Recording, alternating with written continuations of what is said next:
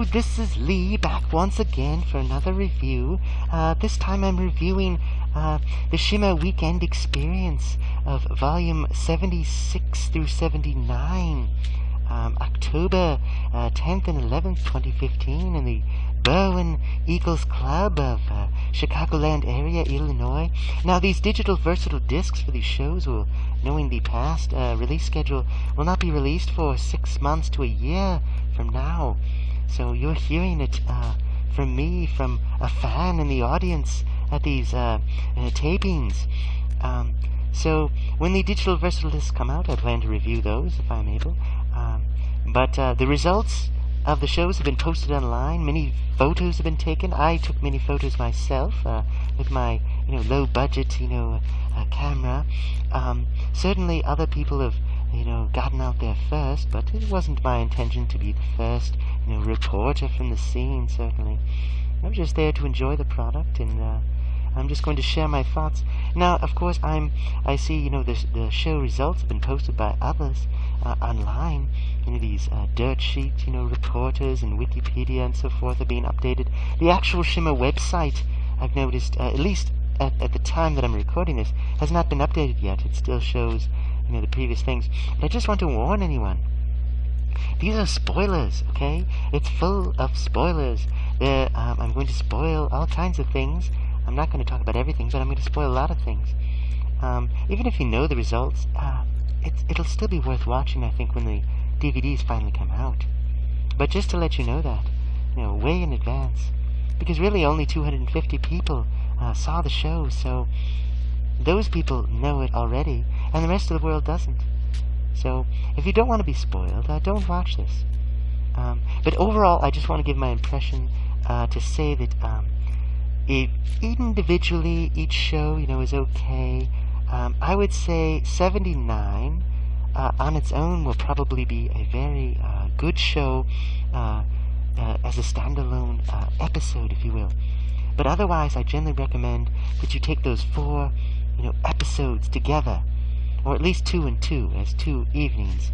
Watch them together, even though it's a lot, and that will give you sort of the flow of the story and the matches and the characters, the similar roster and things. In the past, I've only seen one evening at a time, but this time I tried to do back-to-back, and it was exhausting. In my other video, of course, I rambled on, and I said a few things incorrectly. I left out a lot of things, but I just want to clear up a couple of things. Volume 76, it was a morning show. Originally the show was going to be at the what was it, the Empire Theater, I believe it was called, in Cicero, the town of Cicero. There were going to be balcony seats, and there's going to be a ring in the middle, and there's going to be people on the sides and angled chairs and things. That fell through. I was actually kind of glad of that, because it's much easier to get to the Berwyn Eagles Club, with the parking and so forth, and it had much more seating. The seats were actually cheaper. I did not sit in the front row. Of course, the danger there is, if anyone slams into the metal barricades, your knees are going to be hit by those wrestlers colliding. And of course, the people in the first 2 rows, throw streamers. It's much easier to throw streamers, I will say, from that area than from the back. But anyway, if you have a good arm and a little bit of luck, you should be okay. Anyway, I was a little confused with some of the new wrestlers, getting some of their names right. So in my initial comments, I kind of goofed up a little bit. We had debuts of some new Joshi performers, women wrestlers from Japan. I forget what promotion they come from. Generically, they sort of referred to them in the past as the Joshi for Hope, but I guess there's been Ice Ribbon and some other groups. Stardom, I'm not sure. Someone who's more in the loop can tell you about that, but we saw the debut of Makoto, who's kind of this, the character she portrays is kind of a baby-faced, young, almost kind of childish, kind of schoolgirl-esque, character, sort of this cutesy wrestler. There's a few of these. Cherry, I think, in the Joshi Mania was like this. Not a huge fan of that style, but nevertheless, interesting character, and she definitely has wrestling abilities. She was there. Let's see, and also Sonoko Kato, who I had not seen before either. But she has a lot of tassels and kind of a colorful leather outfit, kind of reminiscent of sort of a Macho Man, Randy Savage, or Ultimate Warrior kind of get-up. A little bit shorter, kind of reddish hair, shorter hair, but kind of a all business kind of power wrestler. And she was wearing a wrestling belt from I presume the Japanese promotion she comes from, but it was not really described in the. I suppose when the commentary comes out, we'll hear all about that. So Sonoko Kato, and she comes out to Skillet's Hero song. I forget all of the entrance themes, but there are many new themes, and of course when you hear the new music, it's like, well, who is this? I wonder who it is. And sometimes wrestlers use the themes that other wrestlers have used, so you hear the music, you think it's going to be one person, but it's somebody else. I think generally they did a good job. There were some sound issues, some sound problems at the start.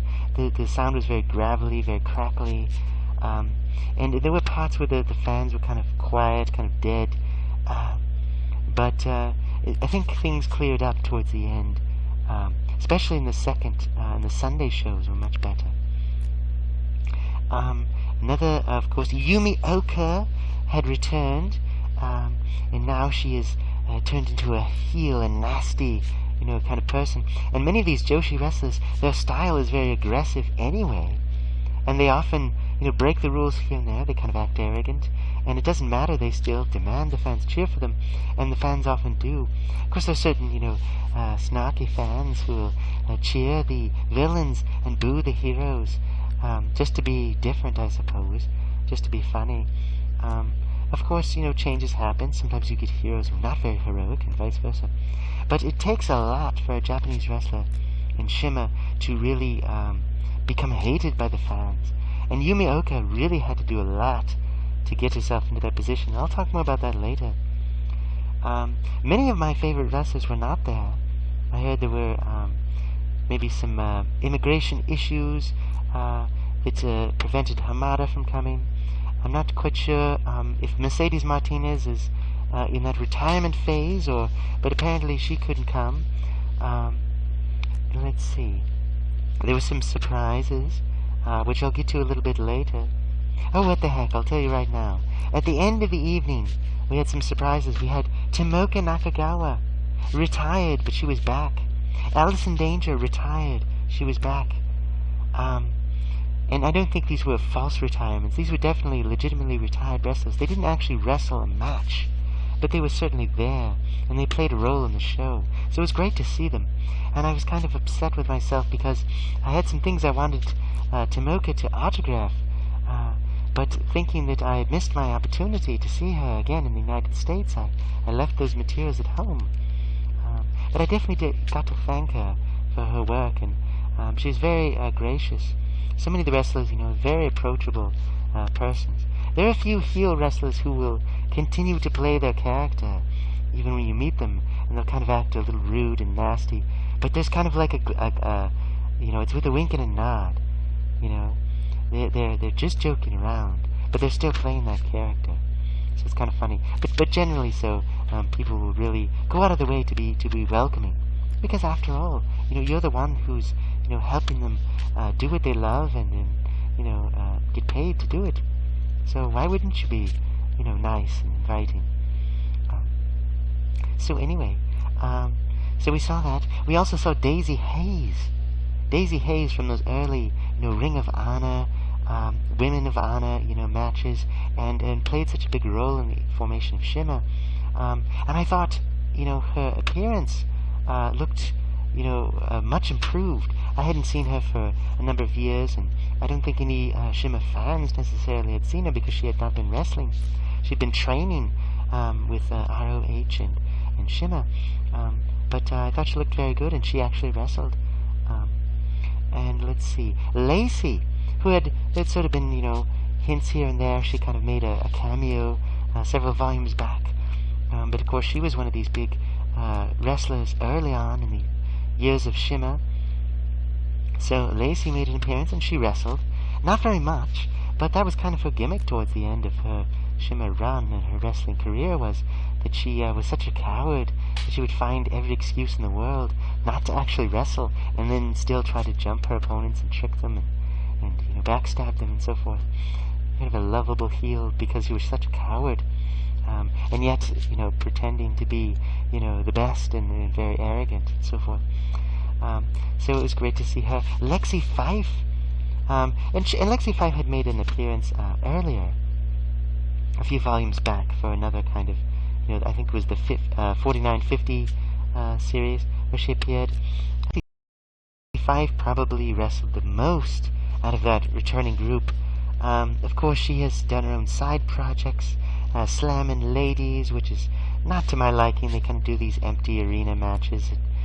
Kind of a creepy atmosphere, if you ask me, but to each their own, I suppose. But she's also done a lot of training of newer wrestlers and things, so she's kind of like a motherly figure for some of the wrestlers, I suppose, in addition to Alice in Danger. Of course, many of these retired wrestlers, have retired so that they can raise a family. It's hard to do that when you're doing all these different shows and things.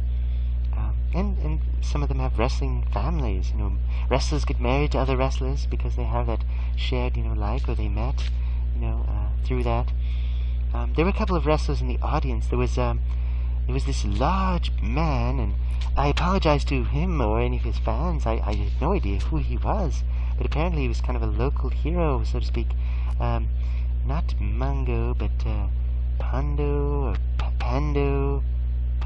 Pondo, something of that nature. That he may have had other names, but he apparently is the significant other of Crazy Mary Dobson, I believe. So there was a moment in one of the matches where he was kind of highlighted for a second. I'm not sure if it'll appear on the digital versatile disc or not, but that happened, and I'm not familiar with his work.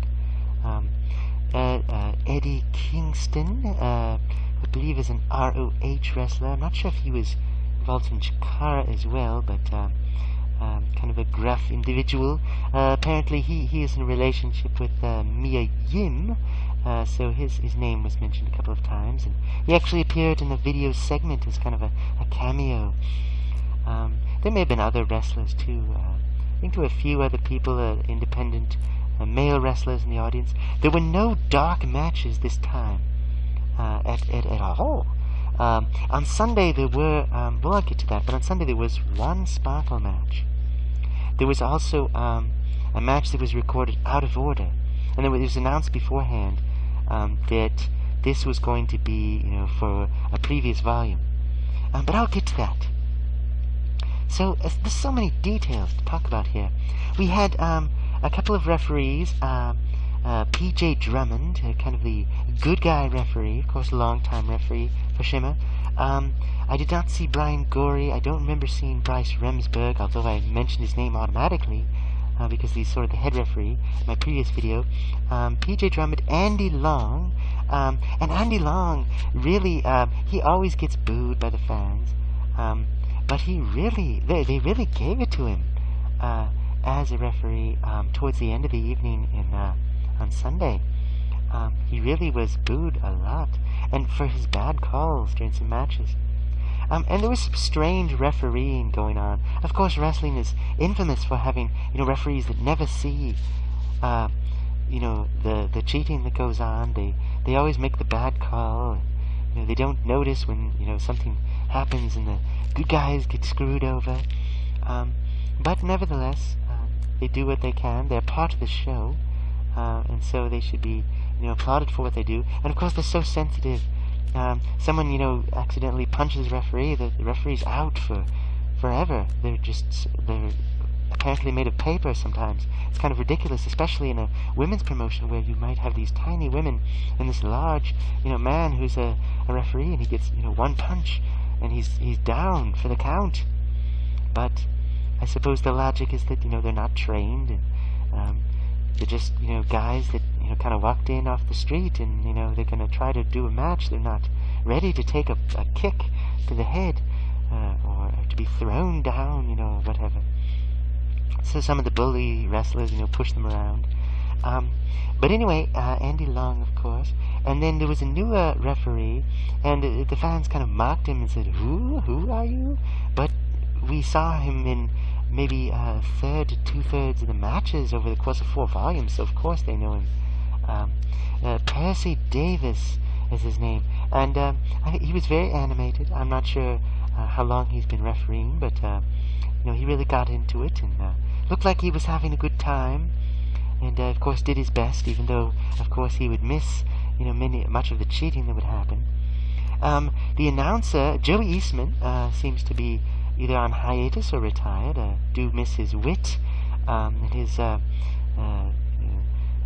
fashion eccentricities, as people say. But we had a new announcer wearing a vest. I forget his name, unfortunately. He was a friendly enough guy, and did a good job as an announcer.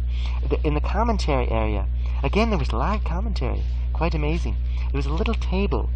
See, now when you walk into the Berwyn Eagles Club to see the show, you kind of file in past a table to your left where they have the tickets and so forth, and they go down a little bit of stairs, and then you'll see the ring in the middle, and of course, on each side of the ring, flanking each side of the ring, 4-sided ring, there's 3 rows of chairs. Well, at least 3 on the sides, and this way there's maybe like 4 or 5 rows, perhaps.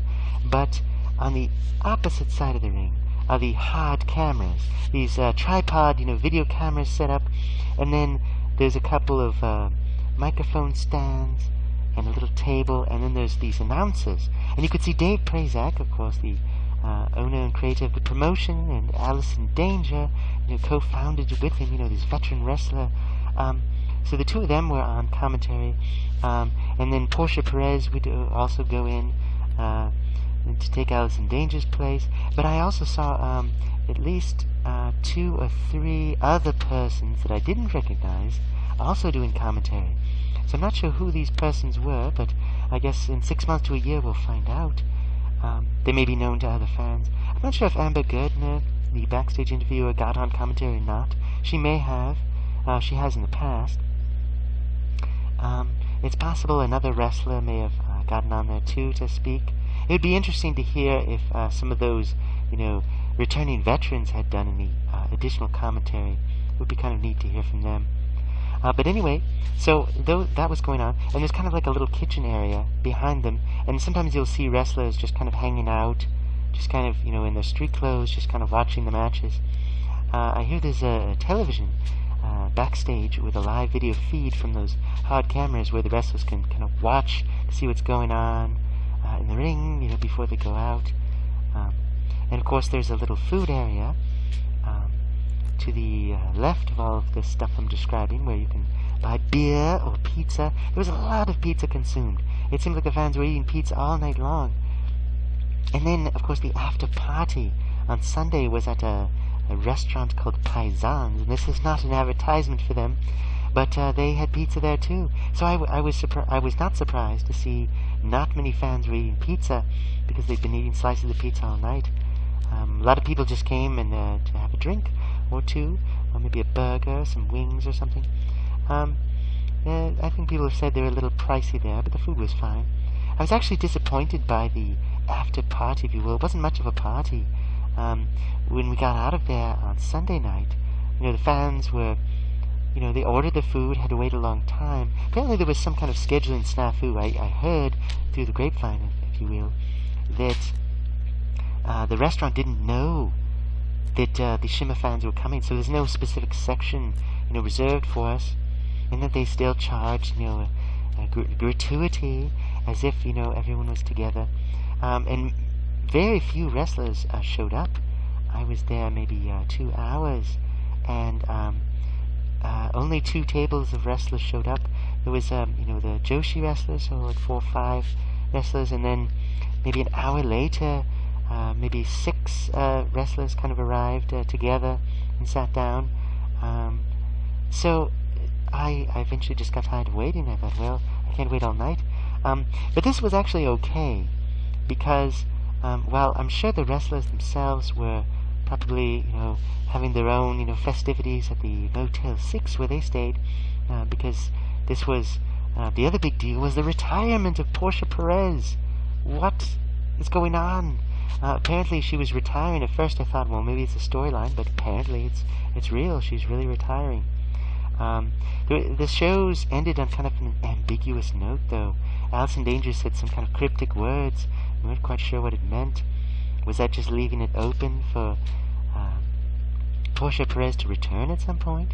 But apparently, according to Portia Perez herself, and of course she never broke character, it was due to injuries. Of course, in the past they've done storylines where she pretended to be injured and really wasn't, and it was just all a ruse to get ahead. Certainly she's the most hated person in Shimmer, and she rarely goes to these autograph signings. She must get autographs and sell. She sells lots of T-shirts apparently, but she just rarely shows up. So it's very hard. I was not able to get her autograph. So I'm not sure if that's just part of the character, or if she just generally has other duties or something and she just can't do it. But it keeps alive that idea that she is a bad person in real life. But anyway, so I'm sure they were probably having a few farewell drinks, as they did for Allison Danger and for other wrestlers who have retired after long runs in the company. So I wasn't too disappointed that more wrestlers didn't show up and kind of mingle with the fans. Oh yes, there was a third group that came, but just a few persons, really. A very small portion of the roster was actually there for that 2.5 hours or so. Because on Saturday they had rescheduled all of the matches from that theater back to the Berwyn Eagles Club. The show was supposed to go. The doors were supposed to open at 9:30. They actually opened about 10 to 10, and we came in and sat down for, I want to say it was maybe 10:30, 10:45 before the show finally began. There were a couple snafus. They had to change the tapes, fix the lights. No, I'm just joking. No, they did that a little later, but there were some sound issues they had to work out. There were a couple moments where I think Portia Perez and Nicole Matthews kind of walked around, and there was a cameraman following them, and they weren't talking loud enough for anyone else to hear, so I think they were just recording something. There were a couple of segments that they recorded to add to the show. Again, just some things were recorded out of order, but the first show, 76, was actually shorter than normal, the 76-77 evening. So we started, let's say we started about 10:30, and it was all over and done by 3 p.m. It was announced ahead of time that there was going to be no intermission. Now, there were merchandise tables. Of course, when you first walk in down those stairs, you pass by these long tables, and there's a sort of a Joshi section. There's a gentleman, and I'll probably mispronounce his name, so I won't say it, but he does, interpret for the Joshi wrestlers, and there's another gentleman there also. They sell, these T-shirts and DVDs. There's another guy by the ticket, table. He will sell the recently released Shimmer DVDs, because of course you can get Joshi, you can get all kinds of digital versatile discs. You can spend all your money on digital versatile discs if you like. Certainly I can't afford that, but anyway, so there's merchandise there, but normally what happens is there's a crazy intermission where the fans all kind of like clamber over these, chairs to try to get to each of the tables, and the wrestlers all kind of crammed behind these, tables, trying to shake hands and sign, pictures and pay money for T-shirts and things, and they just didn't have that. So I was able to kind of quickly purchase a digital versatile disc from one of these gentlemen there, but all of the interaction that normally would have happened was transferred to Fan Fest. And Fan Fest, they'd never done this before that I knew of, with Shimmer, took place at a separate venue. and venue was known as Cigars and Stripes. It was a cigar aficionado bar or something. A little tiny bar inside this little, very narrow building. These narrow corridors, not a lot of places to sit. There was people were vaping with these electronic, cigars and things, and having alcoholic beverages. There was a screen. Basically, what it was for was this was the meet and greet. So the wrestlers were kind of like crammed into these narrow hallways. So you'd be walking along and you'd see a wrestler kind of sitting in the corner and, oh, I've got a little poster, you want to buy it? And okay. And then you went outside and there were a few tables with some other wrestlers, and it was a little open air, like a parking lot. And, you could, have your picture taken, and, just chat a little bit with the wrestlers. So that was actually very good. That went on for about 4 hours, I think. 4 long hours. I was there for quite a bit of it, and it was great because I got to meet so many people. At the same time, there's a lot of standing around. But finally, well, I should say it wasn't a full 4 hours because there was the Q&A session, and I didn't actually time the event, but they had these. Amber Gardner was set up near the bar. They had a little curtain. They had a couple of chairs. And a moderator off camera, as I said in the other video, and they were fielding questions from the audience. These fans were all crammed around this very small bar. A lot of people were kind of leaning against walls, and it was very uncomfortable. Of course, you sit for all these hours watching wrestling, then you stand for all these hours listening to wrestlers. But it was great because, well, most of the wrestlers stayed in character, but they were fielded questions, and they got to answer, like what got you into wrestling? What did you do before? Are you planning to retire? What do you think of so-and-so? What are your plans for the future? That kind of thing. And it was interesting to hear a lot of wrestlers, had gotten started, watching WWF and so forth. Or many of them played sports before. Several wrestlers were nearing retirement. Others, didn't want to say. And of course, they had nothing bad to say about WWE because, of course, many of them either going there, hope to go there, or they have friends there, and so they don't want to say anything bad. TNA, I don't think was ever mentioned, honestly. There was a lot of, moments of profanity, especially from Sweet Cicero. There's some jokes about, I won't, answer any questions until someone buys me a drink. Okay, kind of silly, but so I'm not sure if they're going to edit any of that out, but supposedly this was all recorded. Towards the end, the tapes ran out. The batteries were running out, but there were 2 cameras, so hopefully they got most of that recorded. But they had these different panels of wrestlers, and I got to ask a few questions myself, and it was kind of fun. I'm not sure if it'll all appear on there, but it was fun to hear, each of these wrestlers kind of sharing a little bit more about what they do. So that whole experience, even though the venue was terrible, I mean, it wasn't really smoky there, but it was just there was just not a lot of room to move. It was kind of hot and cramped quarters. The opportunity to talk to those wrestlers made up for the fact that there was no intermission on Saturday, and it made up for the fact that the after party was a huge disappointment for myself, at least, and probably many other fans who were not too tired to want to interact more on Sunday. So there you go. So now, if you want to hear about the actual matches, I'll be getting to that next. So hello again. This is Lee, of course. Now I'm going to be talking about the matches. Finally. Now I said quite a bit in my hotel video about some of the impressions of the early matches. I was very tired. I missed a lot of details, and I don't plan to, rehash everything necessarily. But I just want to say a few things at least. Of course, the volume 76-77 was much shorter, and I'll get into that more. Just starting off, there was a battle royal between a large group of wrestlers.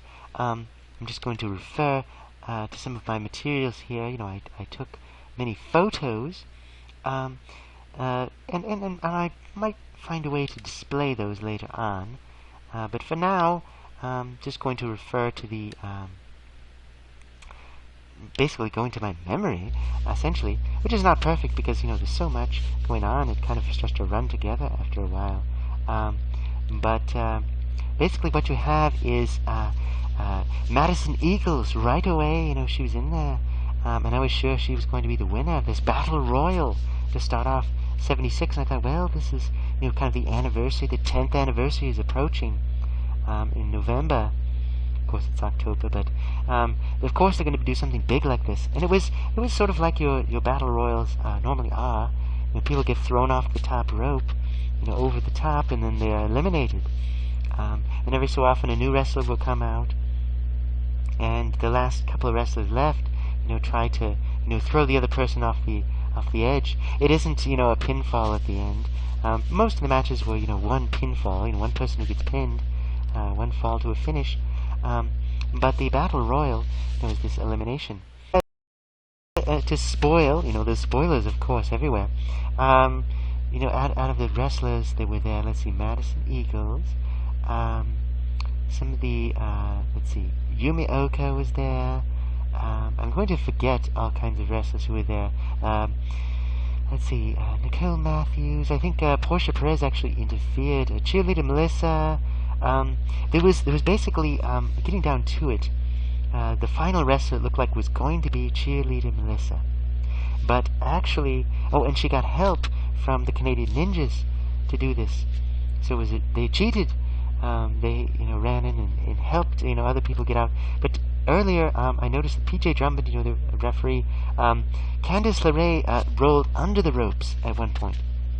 And he kind of just shook his head and went, like, he didn't say anything, but indicating, she's not eliminated. And I'm not sure if that'll appear on the digital versatile disc, but nevertheless, it was like, okay, something's going on. Shenanigans, as they say. Well, anyway, it appeared the heels had cheated to force a winner. But nevertheless, what really happened is Candice LeRae came back into the ring. And it's such an annoying thing about wrestling, because it's sort of like those cage matches where they spend the whole match trying to climb over, and then a guy just kind of, pushes the door open and leaves. Like, well, why didn't he just do that earlier? I didn't know that's, you could do that. But anyway, that's kind of how wrestling is. It's the swerve, as they say, the surprise, and sometimes the surprise ending is stupid and annoying, that you were tricked, but nevertheless, it keeps you guessing. So Candice LeRae ends up the winner. Congratulations. And I had given her due before, because despite the fact that you might see her and think, oh, she's just a pretty girl wrestler, who cares, what's so special about her, she really goes that extra mile to sell him moves and really create realism. Of course, she's in a promotion that's mostly men, so she has to do something to try to stand out and not just be sort of the pretty girl, waving in the background. She's not the girlfriend of some wrestler to make him look good, but she tries to, do her own thing. So congratulations to Candice LeRae for that. The next match, Lou Fisto against Taylor Made. Now, unfortunately, Taylor Made and Allison Kay, I sort of get them confused sometimes. Because, they are a tag team and they dress alike and so forth, but they're very different wrestlers, but they both sort of have this, mystique about them of, they're very classy individuals, but in reality they're more like trashy, characters. So that's how it goes. But Lou Fisto, I think, she no longer has her doll, her peekaboo, and I'm not sure if there was any storyline. Did Kana take her back to Japan as a souvenir? What happened? I don't know, but she was referred to as this Lone Owl Ronin on 67, 68, and of course I don't know what's happened in between, but she, comes out wearing, a sort of a ninja mask over her mouth, and she has, this big, robe and so forth. But her costume, and I think the costumes of, 99% of the wrestlers on this weekend shows, were much improved over 67, 68. Kudos to whoever designed these costumes or, coordinated them. There were a couple wrestlers who just sort of wore basic black, and Rhea O'Reilly, lately she just sort of, whatever t-shirt she's selling over just a basic black outfit. But most of the wrestlers, I think, they did a great job, with the colors, the choice of, materials, to add to the presentation of their character. Not to sort of just look like, well, this is just the nearest thing I had to throw on, kind of cheap, material, and not, something that's, so revealing that it's either going to be embarrassing or make it so that they can't do any moves because they're afraid that, they might have a wardrobe malfunction. It's not like that. So I think overall, the costuming for these shows was great. So kudos there. And during the Q&A session, each of the wrestlers basically just said, I either make the costume myself or I design it and then give it to someone else who, sews it and, produces it. Because many of them, had these sort of fancy logos and, the name, stenciled into the garments and, whatever. I noticed a lot of the wrestlers, they have sort of this, kind of vinyl-esque, sheen on the pants of the outfit, of course, which, enables them to slap their own thigh to create the sound effect, of the kick or the punch. Of course, it's kind of strange when someone is kicked in the face and it makes a slapping noise as if, someone is, clapping their hands together. But nevertheless, when it's done correctly, it looks, it creates a, an amazing impact. It sounds like it is being produced by the attack. So certainly there's this art of wrestling, this professional wrestling, create this illusion of, combat and drama, and really draw the fans in.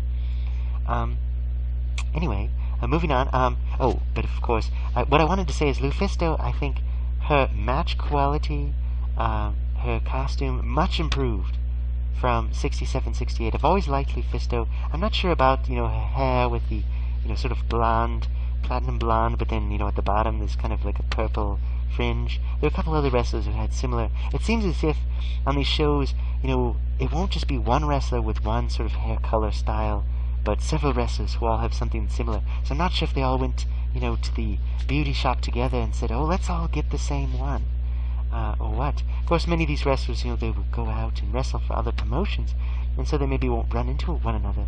So I'm not sure if it's the old, gag about, you arrive to the party and you're wearing the same outfit as your best friend, and you look silly because you wanted to be unique and now you're the same. But nevertheless, it's all good, as they say. Lufisto, great job. TaylorMade and Allison Kay, not big fans of them, but I do appreciate what they do in, being those heels, those stuck-up, arrogant snobs who get their comeuppance, for being so rude and nasty. Anyway, next match, Sonoko Kato and Kimberly with Cherry Bomb at ringside. Now, Cherry Bomb has had this unfortunate injury. I'm not sure if she got it in Shimmer, but she was mentioning it at the fan interaction, that she had broken her collarbone. She had, titanium added from a surgery, and it'll take many months before she could actively wrestle again.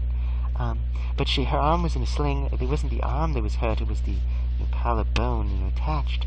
So she was not able to wrestle, but she was able to be at ringside supporting her tag team partner, Kimberly, and shrieking and talking in a very shrill, high-pitched, annoying voice to try to, even though the two of them were cheered, the Kimber Bombs, they were cheered so much, they acted like heels, just very arrogant.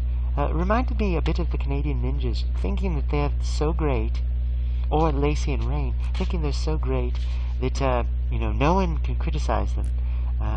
They're deluded in thinking the fans love them, and just turning on anyone who would say anything bad or promote another wrestler in their place. Kimberly, great wrestler. She appears to have lost a lot of weight, and her hair was kind of a greenish dye, and so I almost didn't recognize her. Of course, very skilled of the new wrestlers. But I'm not sure how long this tag team can last, because of course they have the belts, but if Cherry Bomb can't wrestle for a few more months, what's the deal? Usually these promotions, they have some kind of rule where you have to defend the belts at least, once every so often, and if you don't, you're forced to vacate the titles. So we'll see what happens.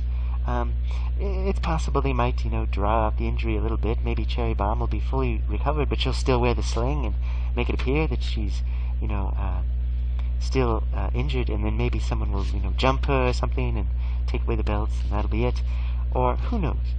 I don't know necessarily what Shimmer's going to do. And as a promotion that only records, 2 or 3 times a year, they never necessarily know who's going to be on the next show.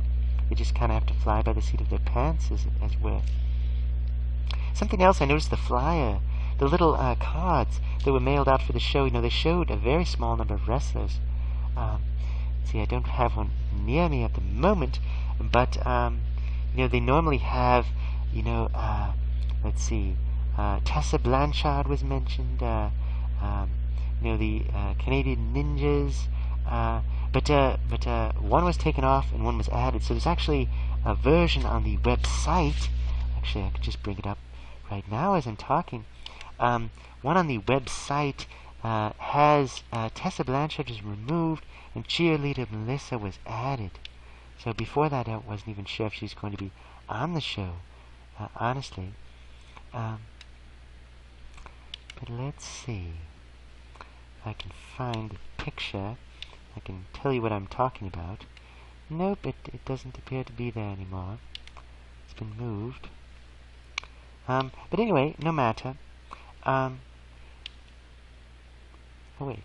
No, that's not it. Okay, I apologize. Yes, well, anyway, back to my review.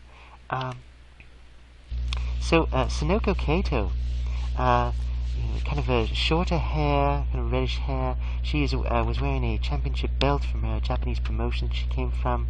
A little shorter, but large muscles. A very elaborate costume, kind of a Macho Man, Randy Savage, or Ultimate Warrior-esque. Leather and fringes and tassels and things. Very flashy. Sparkles and things. And she was very powerful, energetic. Reminded me a bit of a smaller version of Aquino, kind of a tough woman, not kind of a, pretty, she's all business. So I think she did a great job. She had that energy and that professional, fighter image that she promoted. Sonoko Kato. And I'd not seen her before, so it was a treat to experience this new wrestler. And she was able to defeat Kimberly. And of course, Cherry Bomb couldn't help her. Well, she tried at various times. Mostly Cherry Bomb, of course, with her one good arm. She could, throw a punch or choke somebody, but and then, oh no, don't hit me. But I think Kimberly did a great job on her own. And I think initially the fans were cheering the Cherry Bombs, the Kimber Bombs tag team, but they were booing them more and more throughout the evening. So I think they earned the ire of the fans, and they just went out of their way to be as annoying as they could be, even during the Q&A session. So great job there. And I did not get the autograph of Kimberly, and perhaps I was so annoyed by her that it slipped my mind. So that's the problem with being a good heel, is maybe people won't like you, even though it's an act. Moving on to the next match, Courtney Rush. Great improvement, as I said in my other video. She has gone from kind of this, sulking, kind of boring heel who just kind of like hangs her head and doesn't do a lot of moves, probably because of injury. She wrapped up her own storyline very quickly at the Q&A, which was what I imagined it would be. I mean, there's not much else to say. There's no need for a long promo describing it. But, her hero, Sarah Del Rey, had abandoned her when they were the short-lived tag team of the Queens of Winning. And she'd become kind of jaded. She tried to be Sarah Del Rey. It didn't work. She kind of got angry. Other people appeared to be her friends and didn't help her out. And so then she kind of turned into kind of a crazy, mean, evil kind of, sadistic person. And so now she much more resembles kind of a cross between Mischief and more so Daphne, as her sort of like evil Daphne persona. Courtney Rush, she screams. She kind of like, dares people to hit her, and she kind of speaks, in the as if she has multiple personalities, stereotype of, we want this and we do that, and, just kind of like, she gets knocked to the ground and then she kind of like rises back up in kind of a creepy way, kind of an Undertaker-esque thing. Crazy Mary Dobson also does that, but anyway, so the new Courtney Rush, I think her character is much more colorful, much more interesting, more threatening than the previous heel Courtney Rush. So I'm not sure if she had this in the works or if this was just sort of a new direction, but I like it. I liked the, enthusiastic fan favorite Courtney Rush. I'm not sure if I liked the goofy, kind of dancing, party person Courtney Rush, but I do like the new direction. And she kind of keeps it up a little bit during the fan interactions. She'll kind of act kind of a little strange, not to the point of scaring people away, but anyway. So great job, Courtney Rush. Great costume, by the way, too. Much better, much improved since 67, 68. Shaza Mackenzie, she was wearing a kind of a reddish, gold, outfit, different from her green. Of course, she and Veda Scott no longer a tag team. Veda Scott has become, evil, an evil businesswoman type character. Similar, I think, to the valet she plays in Ring of Honor, kind of this heel valet. But Shaza, fans were just going crazy for her. And I think this may have something to do with later on in the evening I found out that the next day, she's going to NXT apparently. So congratulations to Shaza Mackenzie. I'm not sure what her name will be there, but this young Australian wrestler who's actually very good. She started out playing kind of this happy-go-lucky young girl who doesn't really know what she's doing. She's tripping and falling, but she's much more kind of saucy, kind of more of an attitude, and yet still kind of like, oh, I'm this innocent little girl who nevertheless is a great wrestler. So congratulations to her. Of course, she's very pretty, and slender. So of course she sort of fits more that mold of a television wrestler. But anyway, so the fans were very excited for her. So I imagine it has something to do with her impending departure, I'm sure, from Shimmer, to be part of that. Because I don't see the NXT wrestlers coming back. Certainly the TNA wrestlers seem able to do independent bookings in addition to their television time, but WWE, once you get in, it seems you kind of get snatched up unless you retire or quit or something like that. So we may not see her again in Shimmer, so too bad, but I think she had a good match. I don't think she was ready for the new Courtney Rush. I think Courtney Rush, her moveset is a little more limited, I think, than it was in the past. Maybe because of injury, but I think her character makes up for it. So Shaza Mackenzie, of course, she's been the lovable goof. She's been the underdog for most of her, I think all of her Shimmer run. And so it's kind of like, well, of course she's going to get beaten down by somebody like this. So, but she put in a good effort. I think they both did great. The next, Portia Perez announced her retirement. This was a shock because she was talking about in her usual, sarcastic, deadpan, voice. Of course, she, rubs her belly and sticks out her tongue, whenever she cheats. So the fans hate her, and rightfully so. She's a despicable person in the ring and outside the ring in the show, in the kayfabe world of wrestling, the illusion. But she never broke character. She talked about, I had this injury, and the fans were like, yay, yay, like, we're so glad that you got hurt. And of course, that would be a despicable thing to say in real life, but in wrestling, well, she's such a villain. She's delights in injuring other people. Of course, fans are going to be happy that she's suffering now for her misdeeds. But she basically said, injuries to her neck, and she's going to be retiring.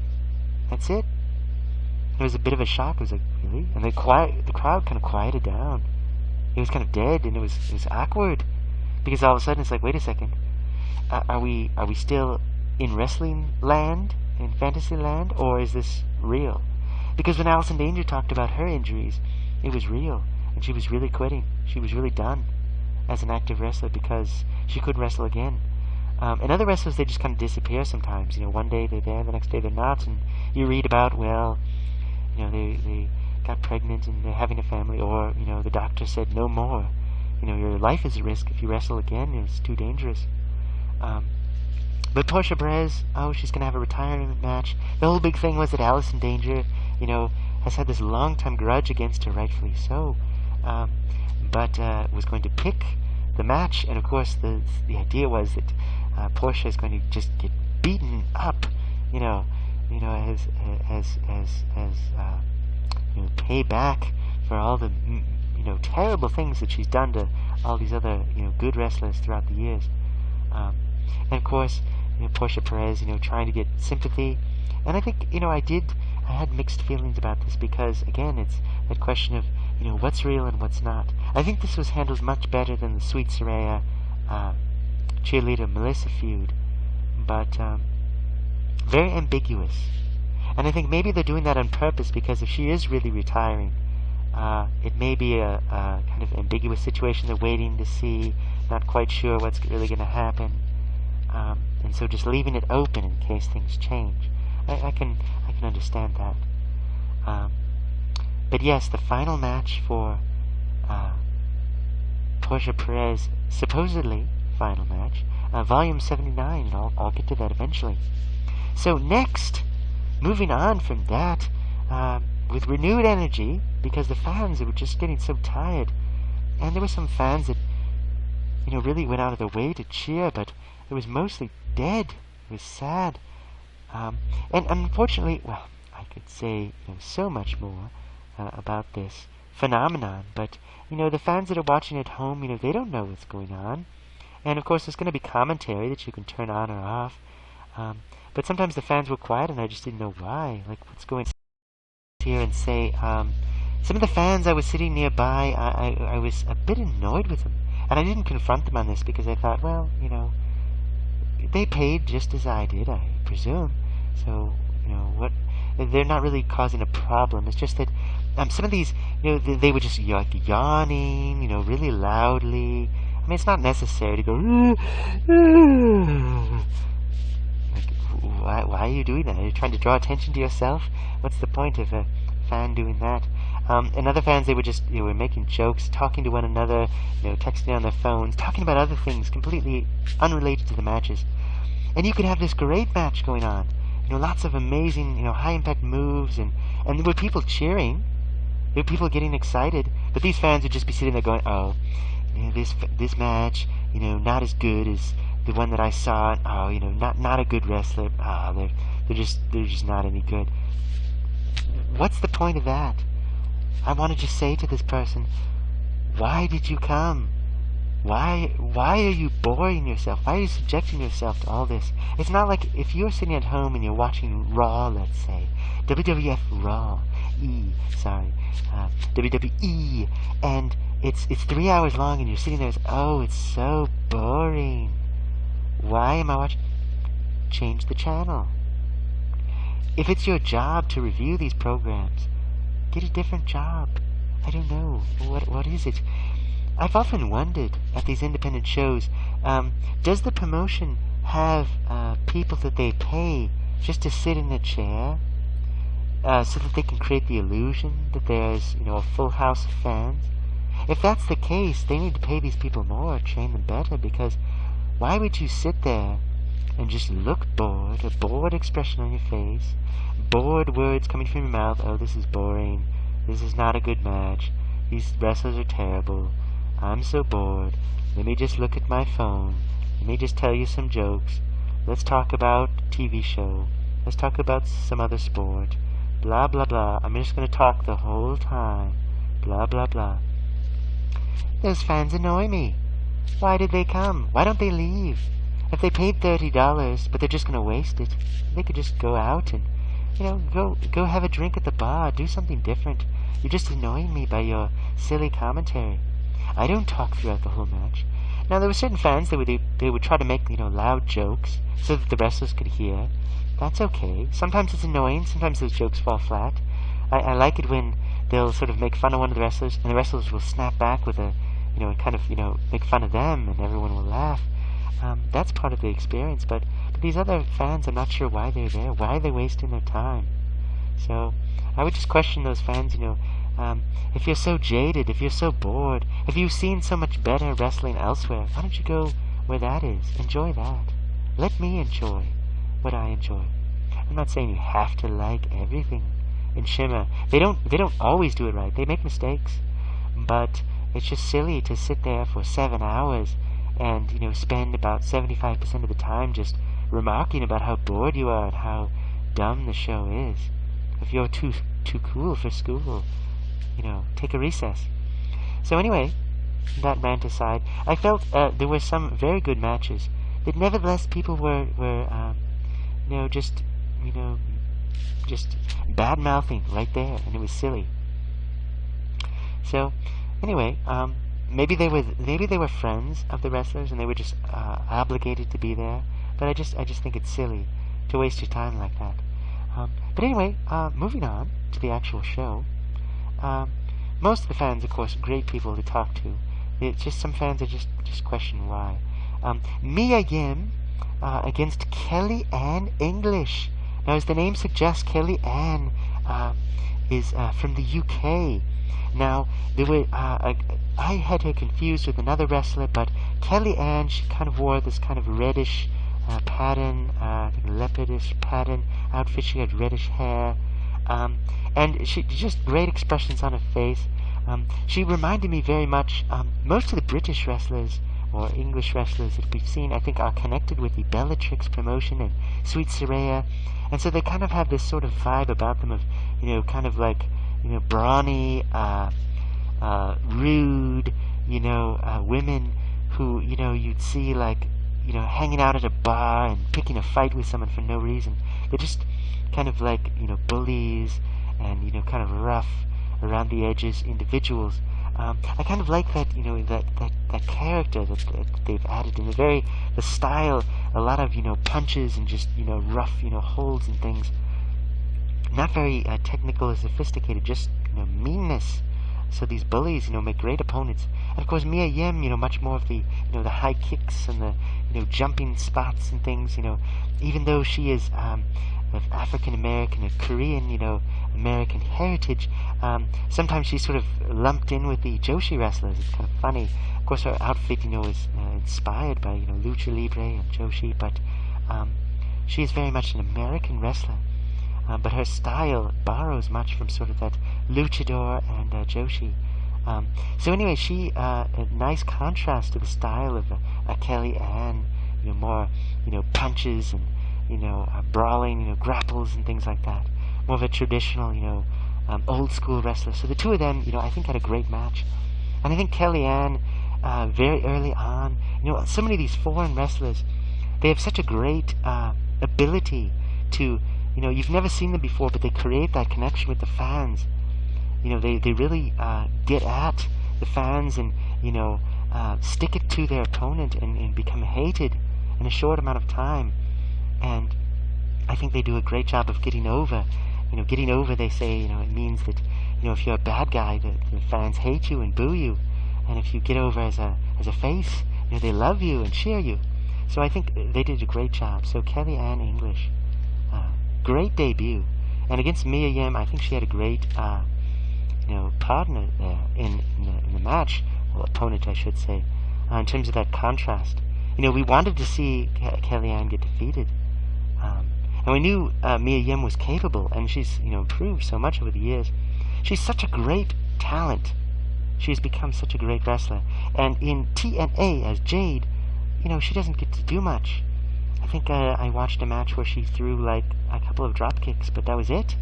Her one night only, where she wrestled as Mia Yim, she did great, but these, Marty Bell's the same way. These wrestlers, they go to television, and they're like, okay, your new job is to kind of act silly and, maybe throw somebody to the ground and just, stomp on them a bunch of times, maybe hit them with an object, and that's it. Where's the wrestling? Where's the wrestling match? You're more like a valet or a manager, a backstage, character. You don't need a wrestler to do that. They have so much talent, it's being just wasted. on television. And of course, I'm sure, they're honored to be part of a television promotion. I'm sure they get so much more exposure. People have never heard of them. Oh, there's Jade, there's, whoever. Mia Yim, who's that? But we've seen Mia Yim. And I don't want to be like one of those jaded fans who, oh, this is so boring. But the fact is that they can do so much more. And if all you saw of Mia Yim was on television, say, well, I mean, she's pretty, but, what's the point? Why would anyone get excited about this woman and want to hire her for wrestling?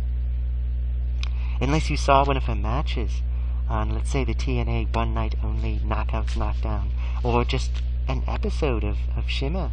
Wow, she can do a lot. She's amazingly talented. So, a bit of a rant there. Cheerleader Melissa versus Crazy Mary Dobson. Now, Crazy Mary, apparently she had kind of a rough start, and she is either the girlfriend or fiancée of this, I'm going to get his name wrong, I apologize, Pando, a very large man who's in the audience. Other people knew who he was, I didn't. I'm sorry, he's probably, an incredibly, amazing, famous wrestler, but I just didn't know who he was. I didn't know who Crazy Mary Dobson was either until I saw him, I believe it was Joshi for Hope, one of the more recent ones. Very young-looking woman, very unassuming, but she has this character, she wears the hockey mask and she kind of, kind of creeps around, but kind of in a lovable way. She kind of giggles when she gets slapped in the face, like, she doesn't really understand, what pain is. A hardcore wrestler, but much improved, apparently, from her rough start. I think she had a great match, honestly. I think she's one of the great younger wrestlers, and she had, marker on her face, and one of her eyes, she had a contact lens that was whited out, and so it looked like there was something wrong with her eye. She was kind of a strange person, and she kind of like gets thrown to the ground. She kind of rises up, kind of like an undertaker, and so very, very, very over with the crowd, if you will. So Crazy Mary Dobson and Cheerleader Melissa, and the two of them, they had a match. And of course, Cheerleader Melissa is just too much of an established, veteran. She's cool, she's calm, and she's just a very powerful fighter. And of course, she comes to the ring, and half the fans, well, I'd say 2/3 of the fans boo her, and 1/3 of the fans still cheer her. And she acts as if, well, of course, only the fans that are cheering me matter. Who cares about everybody else?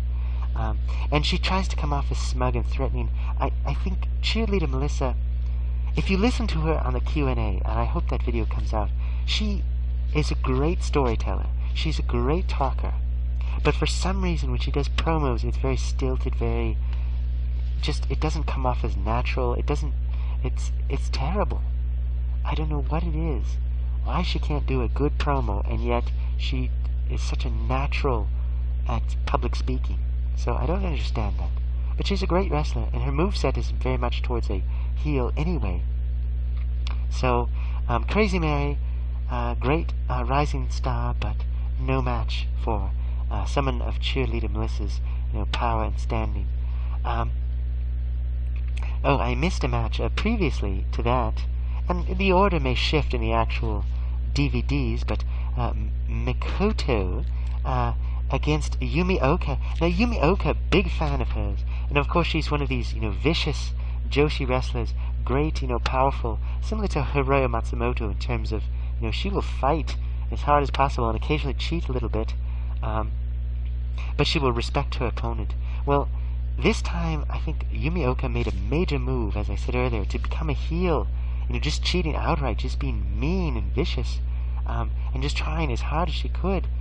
Still very skilled and amazing, and the fans still cheering for her, including myself, but kind of feeling a little bit guilty, like, wait a minute, should we really be cheering this person? She seems really, going over the line, pushing it, and not like in a Portia Perez way, but just telling that story, through her conduct in the ring, even attacking the referee at times to gain an advantage. So Yumi Oka, the fall from grace, so to speak, and Makoto, or Makoto, I may be saying her name incorrectly, but much more of this little girl, acting kind of babyish, kind of childish, doing these little sing-songy things when she gets someone into a submission. I don't know what she was saying, but she's sort of, da da da da da, and a little heart, yay, and it just being annoying to the point of, you almost want to see the other wrestler, beat her up because she's so goofy and silly. But at the same time, kind of lovable. It's like when she's getting defeated by her opponent, you feel sorry for her. It's like, well, she's just this little kid. She doesn't know any better. She's just trying to have fun. But then why is she in wrestling? but as a Joshi, she has a great moveset and, credibility as a fighter. But she just sort of has that kind of silly side, almost like a Lufisto or like a Sailor Moon anime type character. So I didn't like Makoto at first, but she kind of grew on me. Of course, Yumioka, big fan of hers. So they had a good match. And Yumioka's fall from grace, is shocking. And it'll take a while, but I think she enjoys being, that, vicious person in the ring. So good for her if she can pull that off and continue. I have great faith in the women that they brought over from Japan. Just very adaptable and very good. I like it when they can retain their style. They're not forced to kind of dumb it all down to just be like a North American wrestler, because there's so much diversity. And I like it when each of the wrestlers can, take what they have, whether it's from, their home country, and they will adapt their style, yes, but they will bring that diversity to enrich the whole experience and show the fans that there's not just one way to wrestle and be entertaining. So Makoto and Yumioka, and then Cheerleader Melissa and Crazy Mary Dobson. After that, there was the number one contenders tag team tournament. Now, you had some teams here. Evie from New Zealand and Heidi Lovelace, the punk rock ragdoll, who has such a resemblance to a younger Serena Deeb, but coming into her own, I would say. Each of her matches are getting a little bit better each time. So the two of them, Team Slap Happy, I believe is their name. And against Rhea O'Reilly and Sweet Saraya Knight, and of course the two of the Rhea O'Reilly from Northern Ireland and Sweet Saraya from England. The two of them, these brawling, these rough, nasty, cheating women. Rhea O'Reilly, I'm more of a fan. It's hard for me not to cheer for her. And of course, every time she yells, really, people scream, O'Reilly, and vice versa.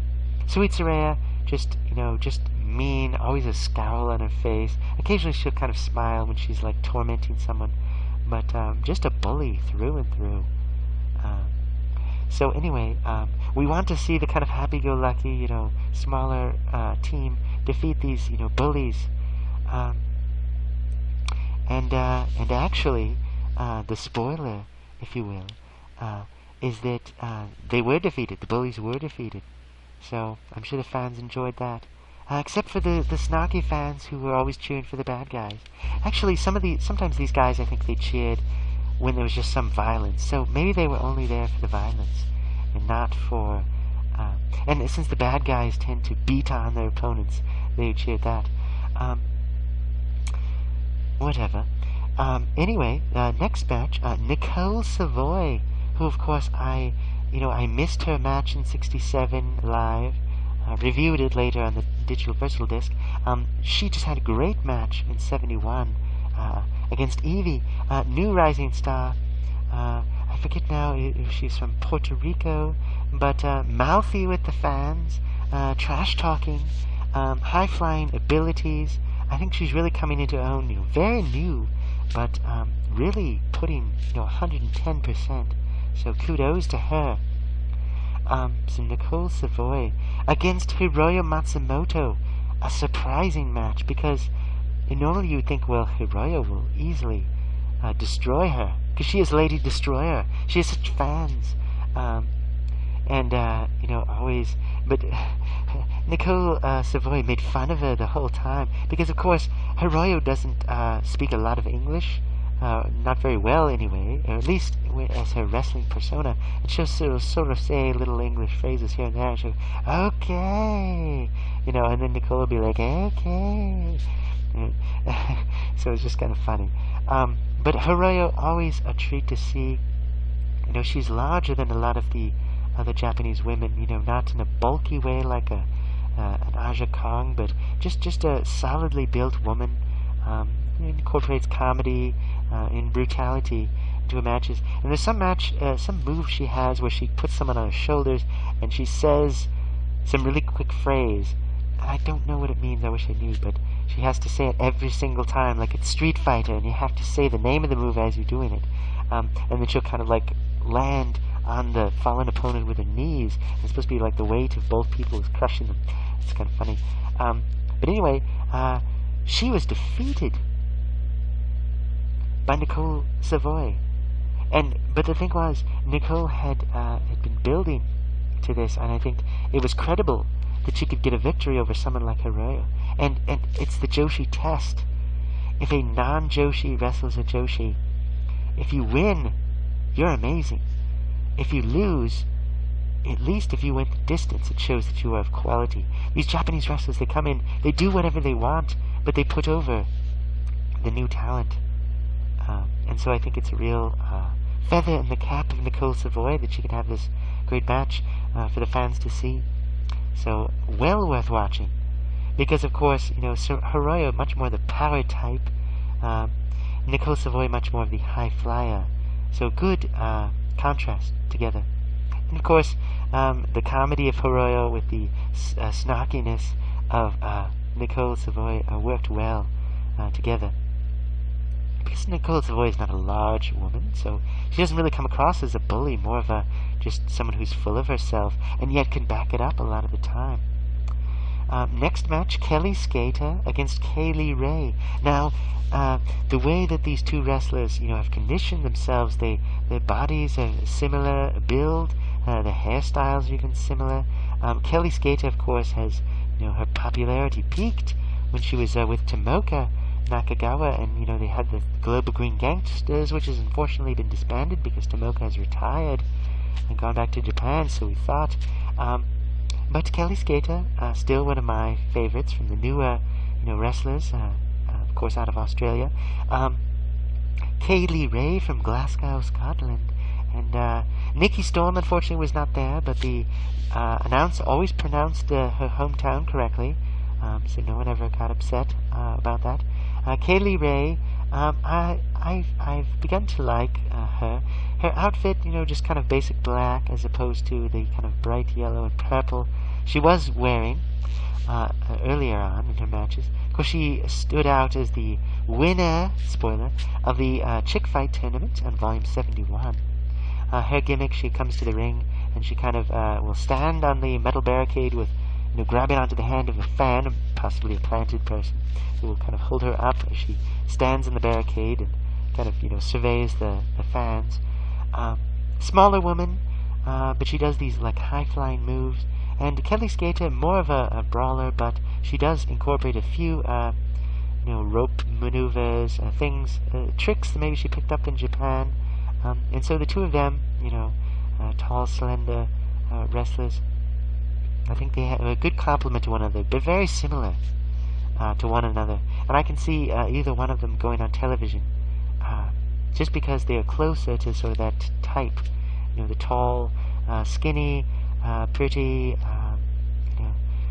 sort of wrestlers, often with, brightly colored hair, brightly colored costumes, and so forth. But anyway, good match. Let's see. Next, we have the title match, and when this came, I was a bit shocked. I was like, really? It's O'Reilly? It's already time for that. I felt like I was a bit disappointed. I thought the evening went too quickly.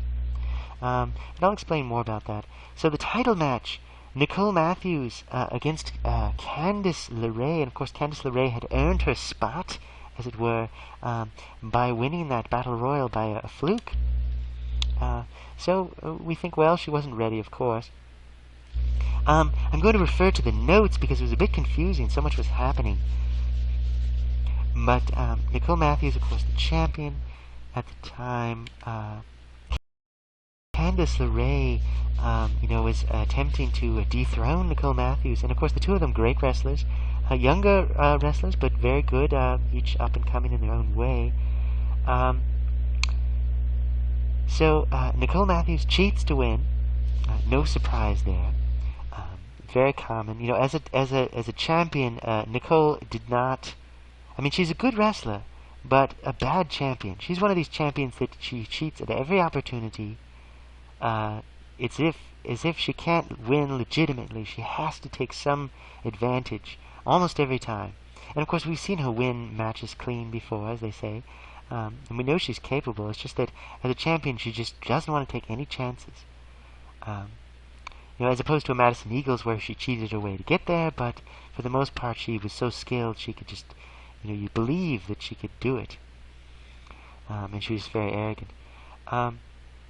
So Nicole Matthews, of course, had thrown a fireball into the face of Madison Eagles to beat her, Volume 68, to become that champion. It's the old trick where they have the lighter and the flash paper, and they throw, fire in the face. And it's dangerous because you can burn, yourself doing it, or the other person. It's just an effect, though. But basically, she wanted to do the same thing to Candice LeRae. And of course, some of these wrestlers wear a lot of hairspray, and you wonder, well, that could be very dangerous, actually. If your hair catches on fire. But Madison Eagles came in, and apparently she was mad at Nicole, and didn't want Candice LeRae to suffer the same fate. So she came in, and this led to a fight, and basically ended the volume. So there's your spoilerific show. And I think 76, very short, but full of action. I felt the matches that we got were very good. The debuts were very good. I don't think there were any matches in there that I was disappointed with, honestly. And watching them again in 6 months to a year, I think will be even better because I've gotten used to these new wrestlers. Now, it's certainly not as good as some of the really standout volumes, like 41, or 53, or 37, but a solid show. Many of your favorites will not be there if you followed Shimmer for a long time, but I think it's a good example of women's wrestling and some attempts at storytelling. I don't know if there'll be video packages added later. I'm not sure where the Q&A session will fit, but nevertheless. So in the next part, I'll be talking about 77, then I'll follow up with 78 and 79, time permitting. So thank you for your patience, and thank you for listening. Goodbye.